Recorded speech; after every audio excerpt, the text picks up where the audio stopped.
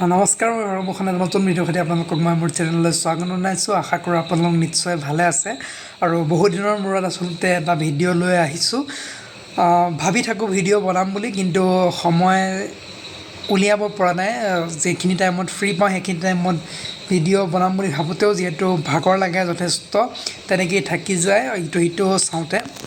আৰু যিহেতু আপোনালোকৰ ফিজিকেলৰ কাট অফ লিষ্ট ওলাল, লগতে যি নৰ্মেলাইজেশ্যনৰ ফাইনেল স্ক'ৰ কাৰ্ডখনো আহিলে, গতিকে এনেকুৱা হৈছে যে কিছুমানৰ কাট অফ ক্লিয়াৰ কৰিছে কিন্তু তেওঁলোকৰ যি লিষ্টত নাম অহা নাই, এনেকুৱা ধৰণৰ মেছেজসমূহো দেখা পাইছোঁ। এনেকুৱানো কিয় হৈছে সেই বিষয়ে অকণমান আলোচনা কৰিবলৈ চেষ্টা কৰিম। লগতে কাট অফনো কিমান বেছি যাব পাৰে, কিমান স্ক'ৰ বাঢ়ি থাকিলে আপোনালোকৰ ছেফ জ'নত থাকিব, সেইটোৰ বিষয়ে অকণমান আইডিয়া কৰিবলৈ চেষ্টা কৰিম। মই কোনো প্ৰেডিকশ্যন নকৰোঁ যে ইমানেই কাট অফ যাব, অকণমান আইডিয়া কৰিবলৈহে চেষ্টা কৰিম। তেনেহ'লে আহক দেৰি নকৰি আজিৰ ভিডিঅ'টো আৰম্ভ কৰোঁ। বন্ধুসকল, প্ৰথমতে এইটো টপিকৰ ওপৰত আহিছোঁ যে আপোনালোকে বহুতে কৈছে যে আপোনালোকৰ কাট অফ ক্লিয়াৰ হৈছে কিন্তু লিষ্টত নাম অহা নাই। বন্ধুসকল, যেতিয়া আমাৰ সময়ত 2022-23 ভৰ্তিটো আছিলে, তেতিয়া আপোনাৰ এনেকুৱা হৈছিলে, তেতিয়াও বহুতৰ লগত হৈছিলে। কিছুমানৰ যি মাৰ্কছ কম আছিলে কিন্তু দেখা গৈছিলে ফিজিকেলৰ কাৰণে নাম আহিছিলে, আৰু কিছুমানৰ বেছি থাকি পেলাইও অহা নাছিলে। এনেকুৱা আমাৰ লগতো হৈছিলে। কিন্তু তাৰপিছত যেতিয়া ফাইনেল নৰ্মেলাইজেশ্যন কাৰ্ডখন আহিলে, তেতিয়া দেখা গৈছিলে যিসকলৰ মাৰ্কছ কম আছিলে তেওঁলোকৰ নৰ্মেলাইজেশ্যনত মাৰ্কছটো বাঢ়ি গৈ যি কাট অফৰ লিষ্টত সেইটো কাট অফটো তেওঁলোকে ক্লিয়াৰ কৰিছিলে, সেইকাৰণে তেওঁলোকৰ নাম আহিছিলে। আৰু যিসকলৰ মাৰ্কছ বাঢ়ি আছিলে কিন্তু শেষত লিষ্টত নাম নাহিছিলে কাট অফতকৈ, তেওঁলোকৰ দেখা গৈছিল যে নৰ্মেলাইজেশ্যন স্ক'ৰটো কমি কাট অফতকৈ কমি গৈছিলে, সেইকাৰণে অহা নাছিলে। কিন্তু এইবাৰ কিছুমানে এনেকৈ কৈছে যে ফাইনেল স্ক'ৰ কাৰ্ডত নাম্বাৰটো বেছি আছে, গতিকে সেইটো বিষয়ে কোৱাটো এতিয়া মুস্কিল হ'ব। আপোনালোকে SSC ওপৰত RTI কৰি চাব পাৰে কিহৰ কাৰণেনো তেনেকুৱা হৈছে। সচৰাচৰ তেনেকুৱা হ'ব নালাগে। যদি আপোনালোকে কাট অফ ক্লিয়াৰ কৰিছে, নাম নহাৰ কথাই নাহে। যদি তেনেকুৱা কিবা কাৰণবশতঃ হৈ গৈছে ভুল প্ৰক্ৰিয়াৰ মাজেৰে, আপোনালোকে এইটো জানিবলৈ চেষ্টা কৰিব পাৰে।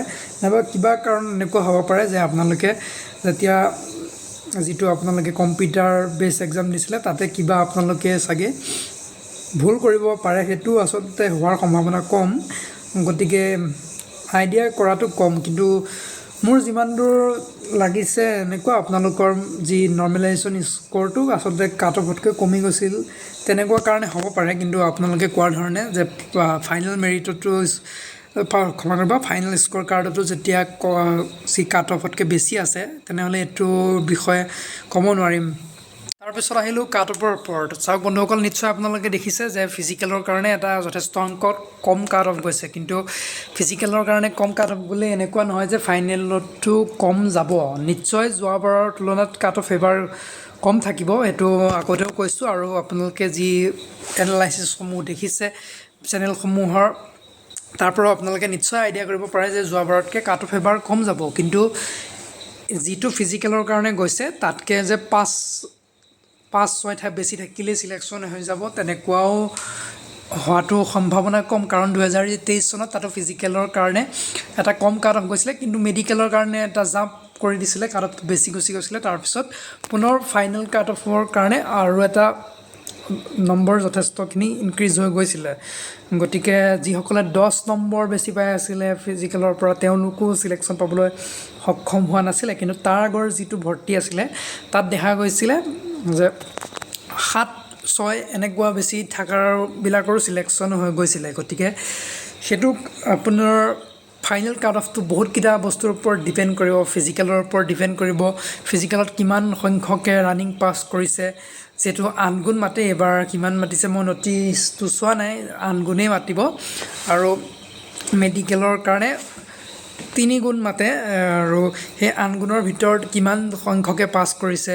ঠিক তেনেদৰে যেতিয়া মেডিকেলৰ কাৰণে যাব, মেডিকেলত কিমান সংখ্যকে পাছ কৰিছে, সেই সকলোখিনি ডিপেণ্ড কৰিব ফাইনেল মেৰিট লিষ্টৰ ওপৰত।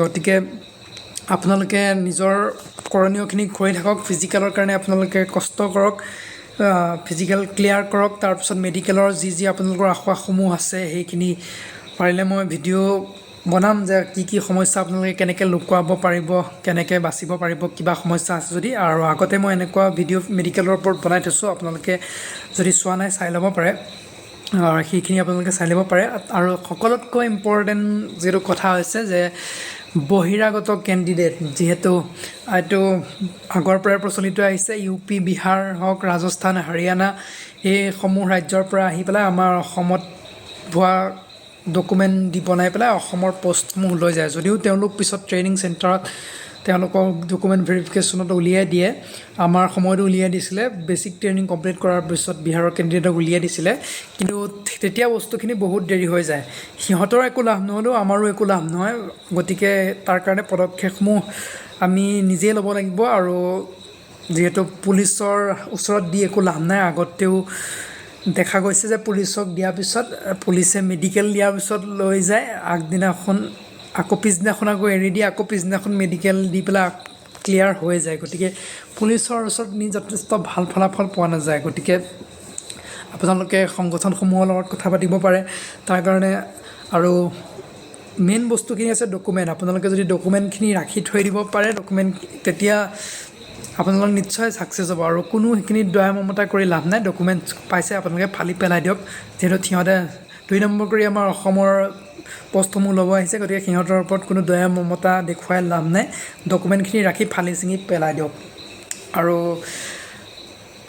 কিছুমানে সুধি আছে যে 30 নম্বৰ বেছি আছে 28 নম্বৰ বেছি আছে চিলেকশ্যন হ'বনে নহয় চাওক 28-30 নম্বৰ পাই আছে যেতিয়া আপুনিও জানে নিশ্চয় আপুনি ছেফ জোনত আছে কিন্তু তাৰ কাৰণে আপোনালোকৰ যি বাকী প্ৰচেছসমূহ আছে সেইখিনি সুন্দৰভাৱে কমপ্লিট কৰিব লাগিব তেতিয়া আপোনাৰ নিশ্চয় আপোনাৰ চাকৰিটো ফিক্স আৰু